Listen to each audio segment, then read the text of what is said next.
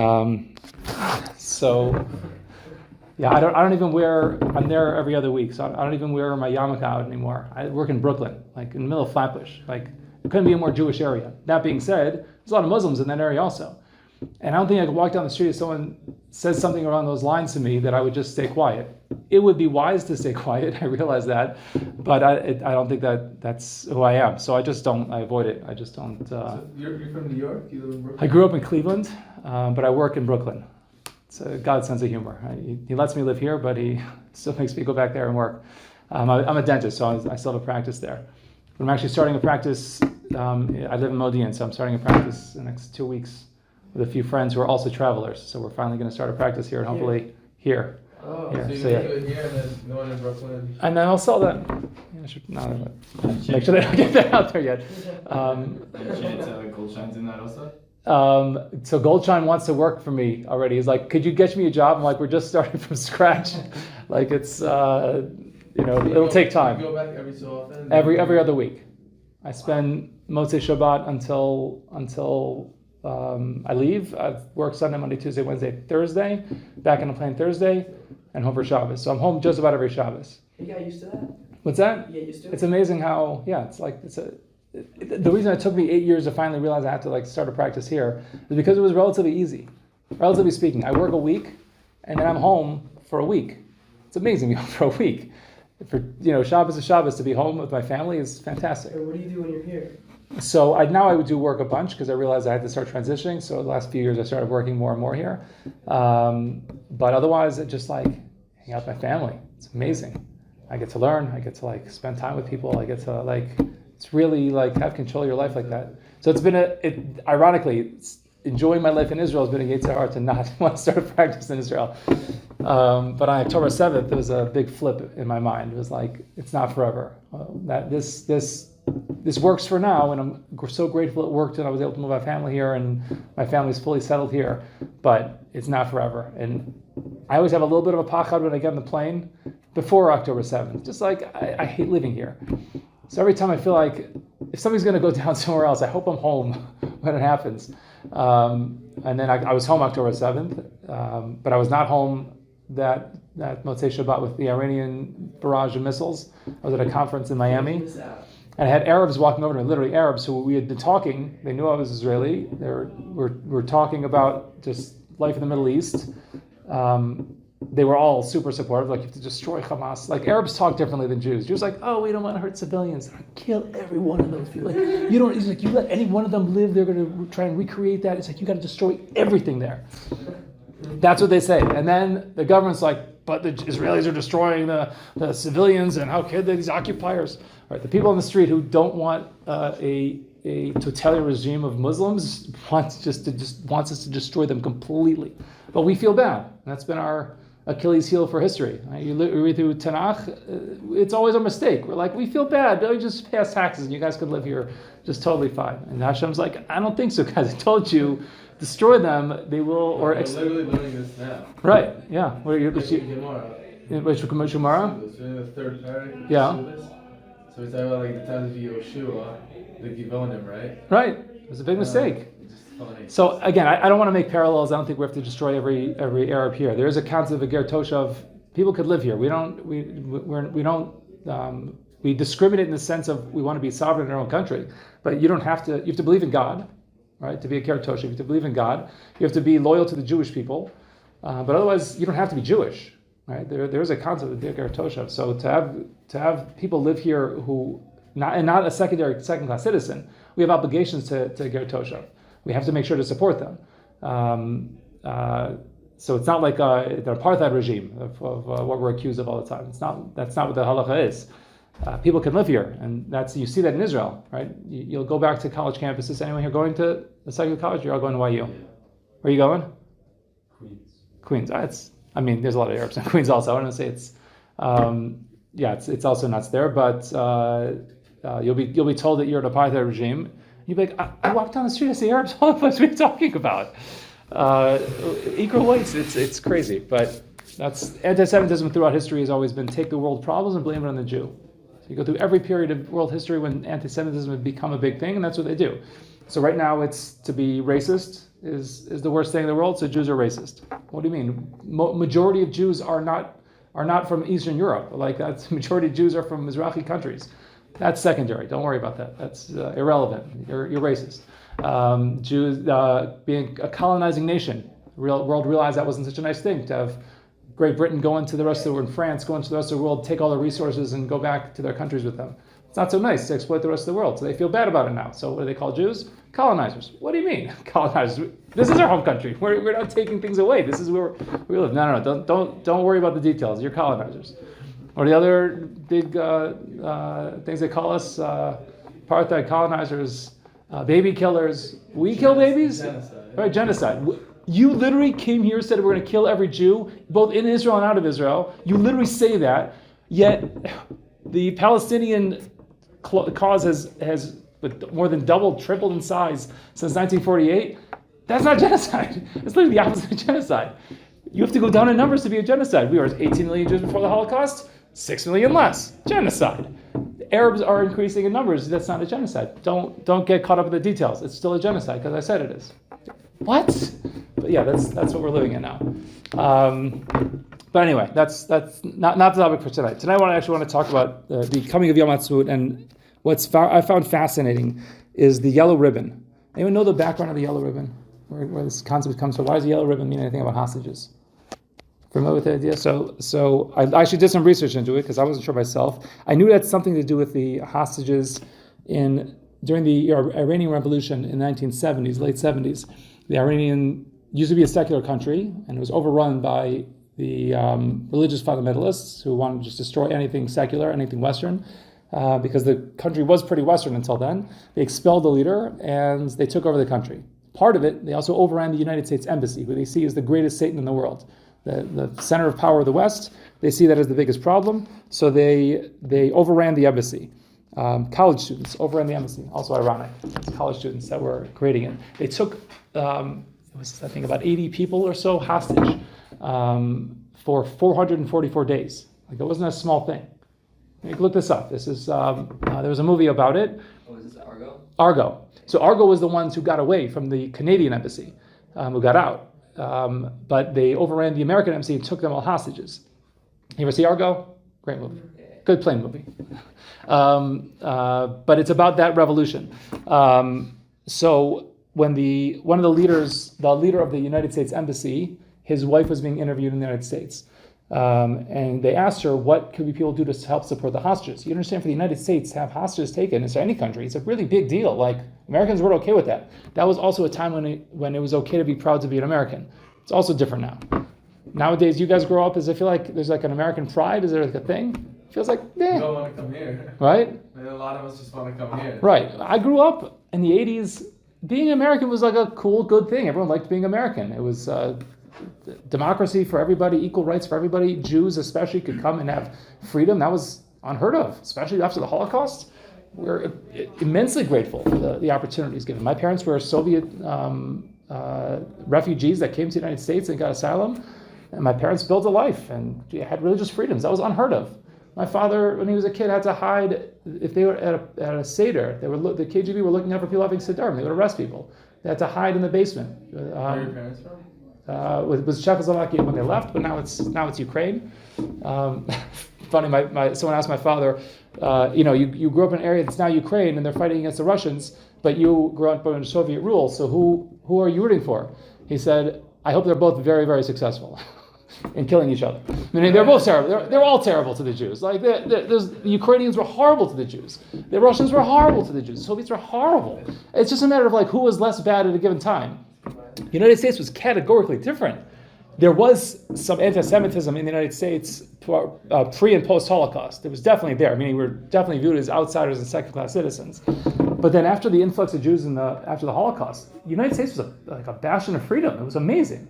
It really was amazing. You guys all grew up is taken for granted that is not a normal thing in Jewish history. That was crazy that you could be a proud Jew walking the streets of a foreign country. That was insane. And not be fear of being expelled or being beaten or being anything. That there was, in the Constitution, would protect your rights as a Jew to practice your religion. That's unprecedented in Jewish history. So we have a lot of gratitude to the United States. That being said, we also know it's not our final stop, right? It was a stop along the way of our very long journey to come home, but it's just a stop along the way. I've told the story here, but you guys weren't here before. When I thought I was never going to make it to Israel. I could tell my whole story later, but I thought I was never going to make it to Israel. I sat in my rabbi's office, or Eli Woods, and I was crying. I felt like I exhausted every possibility of North Woodmere. I exhausted every possibility of moving, and I was just sobbing. I was broken. I felt like it was not going to happen. And he says to me, he's like, Yankee, I shouldn't be asking you this, but I'm just really curious. Like, why do you want to move to Israel so badly? I was a little taken aback by the question. And I said, I want to be there because I don't understand how you read the Torah, read the story of the Jewish people, read the story of Jewish history, and not yearn to be in a place where we could finally have our own, be back in our country, where we could practice being the Jewish people in our own land. And I said, but that's me. I said, but you tell me that one time in Jewish history where the Jews shook hands with their non-Jewish neighbors, said, thank you so much for the hospitality, we'll be moving on now. That's never happened. It always ends badly. Every single time, every single country we've ever been in, it's always ended badly, without exception. But everyone thinks that their country is the exception. Germany was the height of exception. Jews felt they were more German than they were Jewish, and that obviously ended very badly. And Rabbi Leibowitz said, "Yeah, touche." That's and thank God we made it here. But anyway, so the yellow ribbon. So this. They were interviewing the head of the the U.S. embassy in Iran. They were interviewing his wife. They asked, what can people do to help support the hostages? And she quoted a song from the early 70s called Tie a Yellow Ribbon Around the Old Oak Tree. Anyone heard the song? It's a really old song. I had heard it as a kid at some point, but I didn't know any significance to it. It had nothing to do with hostages. It was just a song written, ironically, by a Jew, Erwin Levine, and Orlando Brown. I don't think Orlando Brown's Jewish, although there's a lot of Jews in Orlando around this time. But I don't think he's Jewish. So they wrote a song. It was a story they heard about a Civil War soldier who lived in the South and was fighting for the North, or vice versa, and he was coming home. And he didn't know his family was going to accept him because he was literally fighting for the other team. So he was afraid that they wouldn't accept him. So he asked, I'm going to come home, but I'm embarrassed if you don't take me back. So if you want me home, tie a yellow ribbon around the tree, and if that's why it's a sign that you want me to come into the house. If not, I'll just keep on going and you'll never see me again. So they wrote a song about a boy and a girl and something similar. And it says, if I don't see that yellow ribbon, then I'll just keep on moving on. So that was a story. So she said, it's a longing for someone to come home. We long for our hostages, the United States hostages, to come home. So therefore, tie a yellow ribbon around your tree, telling our hostages that we want them home. And it became a real, like a pop culture thing before social media existed, where everyone, streets all over the United States had yellow ribbons around their trees outside their house. People were wearing yellow. Everything was yellow. And when the hostages came back, like it was a sea of yellow. The parades when they came in, that was a really big deal. There was a big carpet that they rolled out for them instead of a red carpet when they came back to the United States. It was a big yellow carpet. And they were all given certificates of appreciation that they spent over a year in captivity.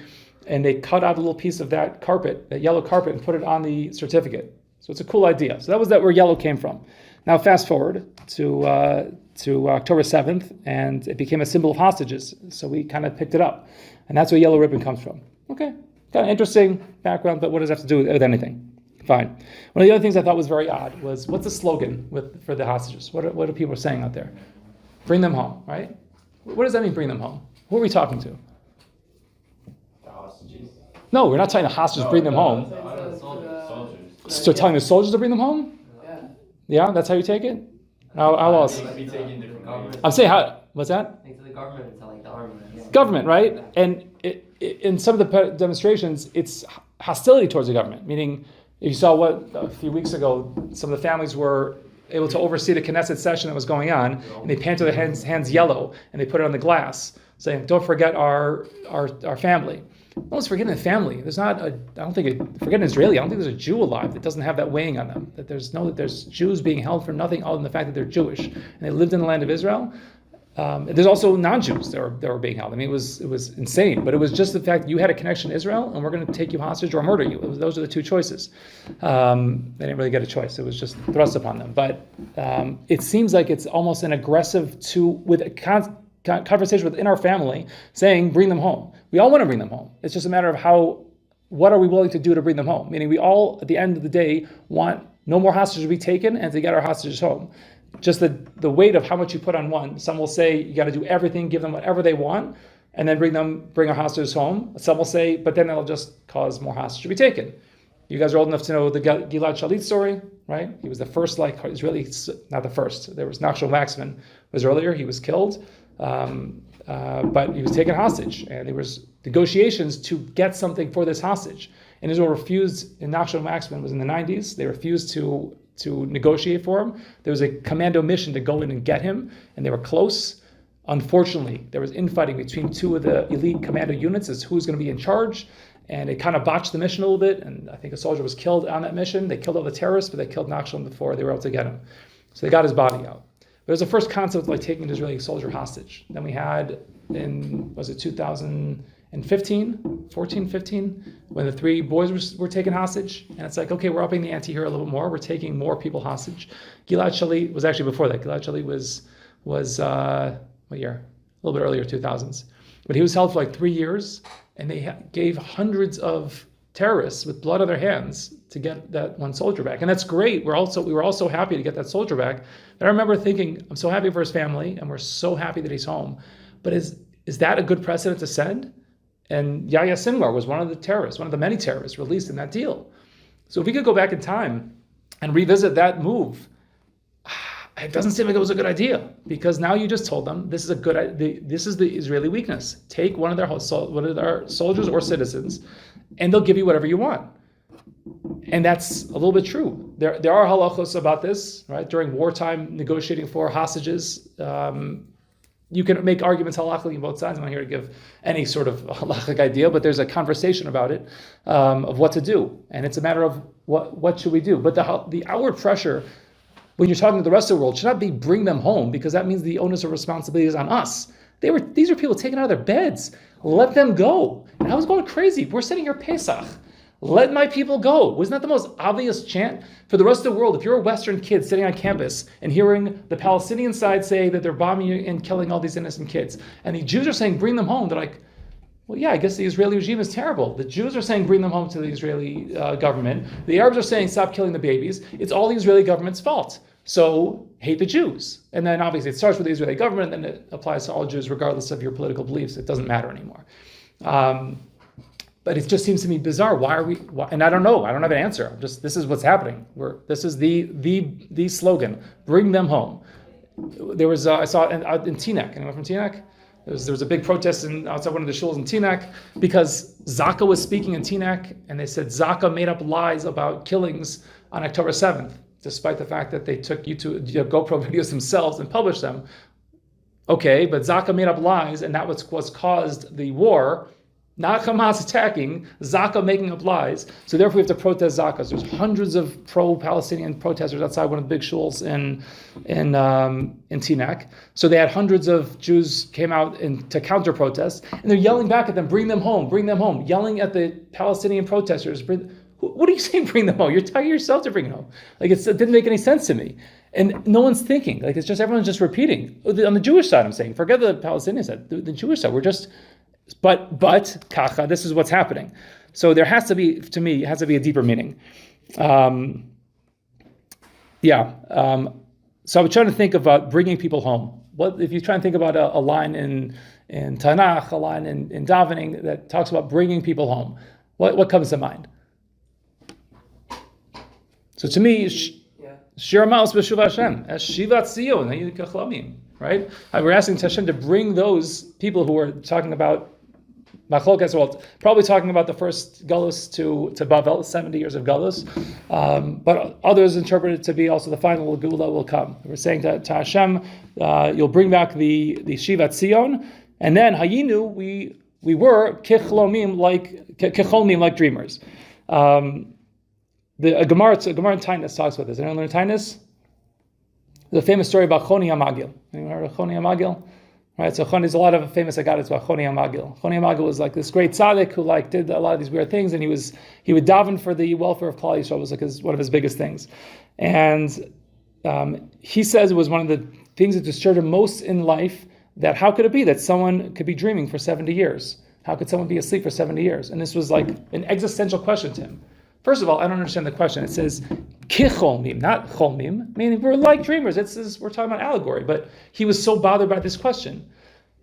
The Gemara then proceeds and says he sees somebody planting a cherub tree. Cherub tree takes 70 years to grow, and he says, while you're planting this tree, you're never going to see the fruits. You'll be dead by the time it grows. He says, someone planted a cherub tree for me, I'm planting it for the future generations. Okay, have you heard this Gemara? It's a famous Agadah. He then falls asleep and wakes up, and he sees someone eating from that same tree. He says, oh, were you the guy who planted this tree? He says, no, that was my father. He says, what do you mean? It was 70 years ago? So he was asleep for 70 years. And the Gemara goes on, it's a bizarre Gemara. He goes home, and he says, hey, everybody, I'm home. And he's like, where's my son? And he sees his grandson, who he didn't know, because he never met, because he wasn't born yet. And he's like, I'm Choni. They're like, you're not Choni. Choni's dead a long time ago. And he's like, no one recognizes him, no one knows who he is. He goes into the Beis Medrash, and he says who he is, and they all know and believes him. And one of the most famous lines of that Gemara is usually taken out of context. He davens to die because he says, "O Chabrusa, O Misusa." If I don't have any friends, no one even believes I'm alive. I have no one to talk to because they don't know who I am. Better I should be dead. And he dies, and that's the end of the Gemara. It's bizarre. This is an aside. I don't have an answer to that Gemara. It doesn't make any sense to me. But there's something there because he was so bothered by this question of being like a dreamer and had to dream for 70 years. But the question is still there in terms of we're asking Hashem to bring us home, to bring the Yeshivat Zion home. The best answer I heard was Rav Steinsaltz explains that what it means is by the final Gula, when it comes, a lot of the dreamlike things that happen that don't make any sense in the moment. When you're having a really vivid dream and something seems so real at the time and so intense, and you wake up, you're like, oh, in the context I understand it now, that's not a big deal. But like when I was in that dream, it was super intense. You had that experience? Right, that's what like a dreamlike state is. So he says that's what it'll be in the final Geula, where all the suffering that Am Yisrael has gone through for all these years, it seems so intense now and it makes no sense now, but when we'll be out of it, it will make sense in the broader picture. And we've always been told this, but when you're in the dream, you can't try and think your way out of it. What's that movie about, like the multiple dreams with Leonardo DiCaprio? Inception, right? So it's like layer, like when you're in that dream, you have to like have a different dream to like be, okay. When you're in it, you can't see it. So when you step out of it is when any of it makes sense. But so I was thinking, this idea of bring them home, I don't think it really, on a deeper spiritual level, is meant for the rest of the world. I think it's very much an internal conversation. I think it's bring them home, and it's not just bring them home our hostages right now. That's absolutely true. But the bigger bring them home is bring home everybody. Like we're at a point in Jewish history where the rest of the world is getting uncomfortable for Jews everywhere. There's not a Jew anywhere in the world that it's comfortable for them to be proudly Jewish anywhere in the world right now, except here in Israel. And even that is not so easy because we're in the middle of a war. So I was thinking this idea of bring them home is much more of an internal conversation for ourselves than it is necessarily speaking to the outside world. And that's the most important conversation because the rest of the world, no matter what we do, will always end in you did it wrong and it's not good and you guys are the worst in the world. That's what it always is, right? The history of Gaza, we talked about it here a little bit, but 2005, Israel said, what the world said, you're occupying, you're controlling their lives, you need to just leave. So we said, okay, we'll leave, and we'll see what happens. Ariel Sharon, who was a very right-wing prime minister, made a calculated decision. If we leave, and it works out, and they create a stable government, and they can govern themselves, then we have a neighbor that we could deal with, and we don't have to have constant terrorism. That's one. He said, probably won't happen. But what probably will happen is it'll decay into a terrorist mess, and the rest of the world will see we left. This is what happens. What do you think is going to happen if we leave Yudah and Shomron? It'll be even worse. So of course we can't do that. So I think it was a calculated risk. Unfortunately, he was wrong on both. It obviously did turn into an absolute mess of terrorism, but the world didn't say it was good enough. You're still occupying them. What do you mean? You left. How are you occupying them? Oh, you control what goes in and out. Well, they were bringing in weapons. They're shooting rockets at us. We can't just let anything in here. They'll bring in whatever they can to kill as many people as possible. We can't do that. No one would do that. It's suicide. Doesn't matter. You're occupying, you're controlling. No matter what you do is wrong. So the conversation is not for the rest of the world. The conversation is for the Jewish people to have within ourselves, because we as Am HaNivchar are not supposed to be the followers of the rest of the world. HaKadosh Baruch Hu has charged us to be the point in the world where the whole world looks to and sees moral clarity and to see what is right and wrong and what to do. And that's our job. Whether it's hard, it's very difficult. We have to make choices that are not popular, but we have to make choices that are correct. I'm not saying I have anything to do what's correct. I don't want to be a leader of Israel right now. It's very hard decisions because every decision has a lot of downside. But I hope that our leaders have the inspiration to make the right choices, not the ones that are easy. David Ben-Gurion was famously quoted many times, and he said that he was completely secular Jew, completely secular. Not you, David Ben-Gurion. Was completely secular, but when he said when the state of Israel got off the ground, it was like we talked here about the lengths that have gone to for the state of Israel to have been created. It made no sense how it was never going to happen, but it happened. He said once it happened, and we saw after a few years was successful. Why there wasn't en masse religious Jews coming in for Mevaseret Chabura? He said secular Jews, I understand. You don't claim to be a religious person, so you don't have a religious tie. You just have an affinity to being a Jew, but to the land of Israel, maybe not so much. A lot of them did. That's the majority of the people who started to the state of Israel. But to the religious Jew, he couldn't understand why the religious Jews weren't coming en masse. I don't have an answer myself. Right? We've talked here a lot about just everything we do as Jews has to do with the land of Israel and Yerushalayim. Yet, why is it not? You have an option to go to Yerushalayim whenever you choose, and we sit in the galus and just say it's fine here. Why? Yeah, there's answers in the short term. We can have a peaceful life here, and we can learn, and we can do all this. And there are beautiful Jewish communities in the diaspora, beautiful. I grew up in many of them. They were really doing amazing things. Yet, it's not home. And if your life is about HaKadosh Baruch Hu and about the Torah, you daven 3 times a day. At least 10 of the brachos in Shabbat Esrei have to do with returning home to Tzion. We bench multiple times a day. To start benching, you say Shir Ma'os or Ar Nahos Bavel, both talking about returning to Tzion. Within benching, we know D'Lecha, Hashem Elokeinu, right? This land that you gave us, thank you so much. It's here, come whenever you feel like it. Nah, we're okay. For a religious Jew, it makes no sense. Every simcha you have has to do with Yerushalayim. Every life event, every chag has to do with the land of Israel. Everything. You cannot get away from it. Yet how is it not an obsession of the Jewish people to return home? Again, I don't have an answer. It struck me about your age when I was here, Shana Aleph. It's like, I just was looking around, like it doesn't make any sense. How could I live anywhere else? But most people, I understand, having many of these conversations, don't see it that way. But I still don't have an answer. Why don't people see it that way? If you believe in what we're doing here as Jews, and you know that Hashem, the entirety of the story of the Torah leads up to coming into the land of Israel, and I can understand during the times of Golus when it was impossible to live here, different conversation. But now you get on a flight from anywhere in the world, and you get zchuyot to live here, right? You're going to get all these zchuyot to be in Oleh. It's amazing. What other country in the world does that? Come from wherever except America. They give it to anybody, wherever you're coming from. But come here, we'll help set you up, we'll get you set up in life, and you can have a prosperous, successful life here. Yet we just say, no, we're good, because we have it better somewhere else right now. It's absolutely mind-boggling to me. So I think this concept of saying bring them home has to do with the idea of ourselves. How are we going to bring ourselves home? What are we going to do to bring everybody home? I think that's where it speaks to. One of my friends loves saying the line of, not everyone gets to make aliyah, right? To be an oleh, you have to be called. You're in a shul, you want an aliyah, you don't just go up to the bima. The gabbai has to come over and give you an aliyah, right? You don't just get to have it, right? Correct? Has anyone ever been in a shul and wanted an aliyah and not gotten one? Has that ever happened?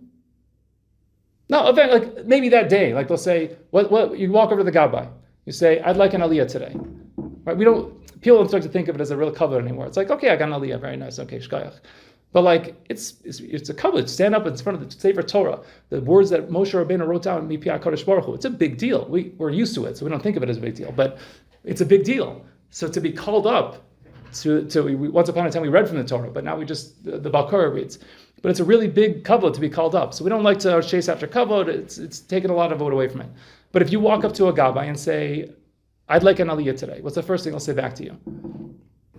Probably a little young, because as an adult, the first thing that gabbai would say back to you is, do you have a chiyuv? Right? What does that mean, do you have a chiyuv? You would say. Right. You have a halachic chiyuv that you get precedent over the rest of the people in the shul to get the aliyah. So the first is, I think a chassan is the first one. After that, someone has a yard site. Birthday is not one of them. But it's one of the things that if someone wants to note something as significant in their life, so they'll do it. Birth of a child, I think, is even higher than a yard site because for the naming. What's that? Bar mitzvah is a chiyuv. All right. So are you a chiyuv? That's the response that you would get from certainly in any Ashkenazi shul. So to me, if someone wants to make aliyah, the question that they're going to be asked is, do you have a chiyuv? So you have to answer that question. If you say I have a chiyuv, then sure, you're up. If you say I don't have a chiyuv, okay, you may not get the aliyah now. You want one, you can get it later, but you want to have it now. You want it now, all you have to do is feel a chiyuv to come. If you feel that chiyuv, you'll get it right away. But you have to feel that chiyuv. My friend who was trying to, say not everyone gets to go, he didn't like that very much because he said, no, not everyone should be here. These would be Jews elsewhere in the world. And I hear to an extent, but, they say that the Kohanim, there are 3 Shmiros for the Kohanim that have to show up on Erev Pesach to do Shkita.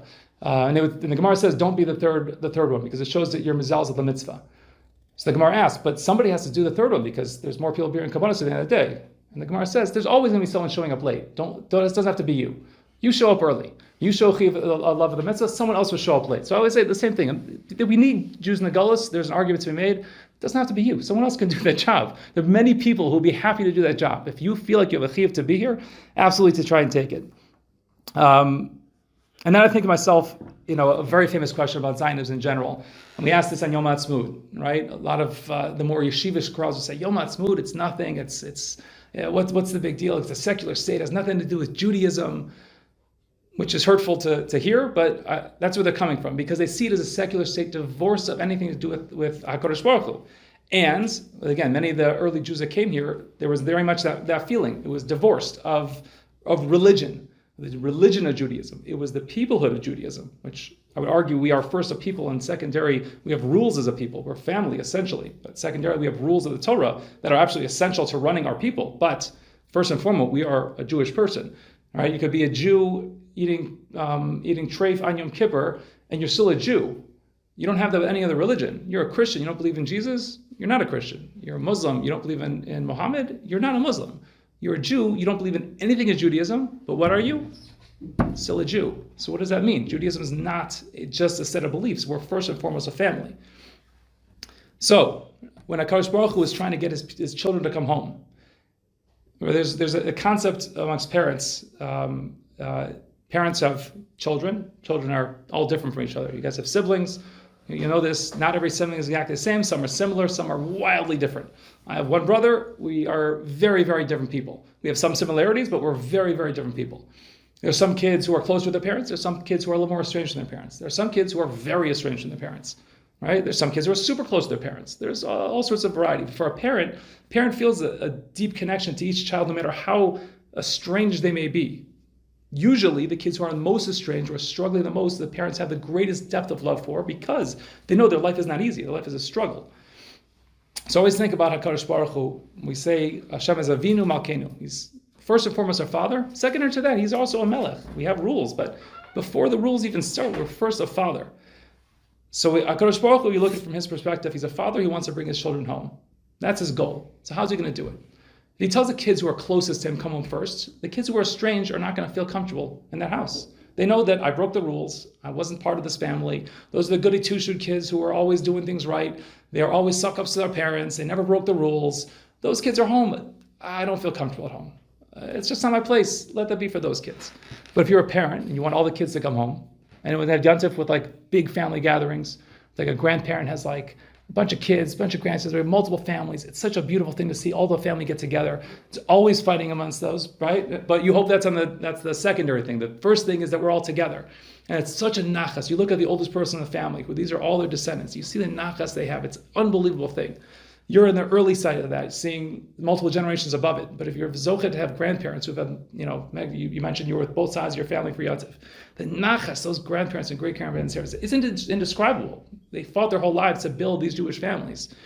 But they feel for every one of those kids. And there's always in those families, not always, but oftentimes, the kid who doesn't show up. The kid who's not there because he's, for whatever reason, has been pushed out of the family or left the family or whatever the reason. And the simcha is incomplete unless they're all home. So I was thinking about HaKadosh Baruch Hu as being that father who's trying to bring the kids home. So what does he do? He sets up the house and says, you know what, kids, I know we had a hard time. It's been 2,000 years of Gullus. There's a lot of rules. There's a lot of stuff to keep when you were in Gullus. It wasn't easy. You were persecuted. You had many reasons to leave, but you still kept the name that you're a Jew. You still found enough to say that you're Jewish at the end of the day. You know what? It's time to come home. You guys are first. You guys come home first. Let me create a country that you guys will feel so comfortable in. It will be the most secular, outward country. You'll have raves like you've never seen anywhere in the world. You'll have the best time. You go to the beaches, you have an amazing time. But when the time comes, you know we're all family. And we saw that, I never saw that in my life, like October 7th. Jews from all over the world, Israelis from all over the world who left Israel because they felt so disenfranchised here. They left. They were running to get on planes to come home the moment they saw their home was being threatened. And you see, what does that mean inside? That means that this is home. This is who I am. I'm part of this family. So the first thing Hashem needs to bring those people home. Yeah, as soon as it becomes obvious to everybody else, the religious Jews, of course they're going to come home. Of course. It's a contradiction in terms of you're a religious Jew outside the land of Israel for an extended period of time. It doesn't make sense. So it brings me back to the ribbon. Right? What is this ribbon? The end of the song goes that this estranged person from the family says, tie a ribbon outside the tree if you want me to come home. And if I see the ribbon, I'll come home. If not, I'm going to move on. And I know that I'm completely severed from this family for the rest of my life. And he has like a pachad as he's getting closer and closer. And he says to the bus driver, we're going to get close. I can't even look out the window because if I don't see a ribbon, I know it means it's the end of my connection to my family. So tell me, what do you see out there? Because if you see the ribbon, I'll be relieved. If I don't, I can't even bear to watch it. And he sees the bus driver, and the people on the bus already hear about the story, and they're all like part of it. And he starts hearing cheering, and they're like, he can't even look. He's like, what do you guys see? Do you see a yellow ribbon? He says, no, we don't see one yellow ribbon. And he looks up, and the whole tree is tied with yellow ribbons. Everywhere are yellow ribbons. Because the parents are so desperate for that kid to come home. It's the kid that's the furthest apart that I need back the most. So I think this hostage situation is reminding every Jew how important every single Jew is. That the whole Jewish world is going to turn ourselves upside down, the sleepless nights, endless tehillim. No matter what group affiliate you're with, you feel such a deep connection. The simcha someone feels when the few hostages have been released is indescribable. Right? Those days when those two older Jews were freed from the simcha is unbelievable. Like who are you? What guys? They're just a regular person in the street of Israel. But no, you realize in that moment there's so much more. They're a representative of the Jewish people everywhere. So I think this yellow ribbon is really the ribbon that's going to tie the Jewish people together, for us to realize how special every single one of us are, to look at ourselves that way, and to realize we're an indispensable part of the Jewish people, and to look at your brothers who are all around you, who seem like they're so far out, but to realize they're so close, and every single one is so important. And for HaKadosh Baruch Hu looks down and sees that, how can you not bring the Gula? How can you not see their children loving each other so much, willing to go to the ends of the earth for each other? How do you not bring the Gula? So I think it's, I don't know when it's going to be. I don't know if we're up for the challenge yet. I don't know if the totality of Am Yisrael is up for the challenge. I hope we are. But I think these are the thoughts we should have this Yom Ha'atzmaut and Yom HaZikaron. It's like we have to be, we only have each other, and we're the only things that matter. Really, it's that we are the light of the world. When the world sees this connection with each other and sees how we can love each other to this extent, and the fact that we care so much, not just about ourselves, but even about our enemies, that is what HaKadosh Baruch Hu wants. The kind of peace on earth that Hashem sees, foretells in the Nevi'im. This is what He sees, but it has to come from internally from us. That's it. Good.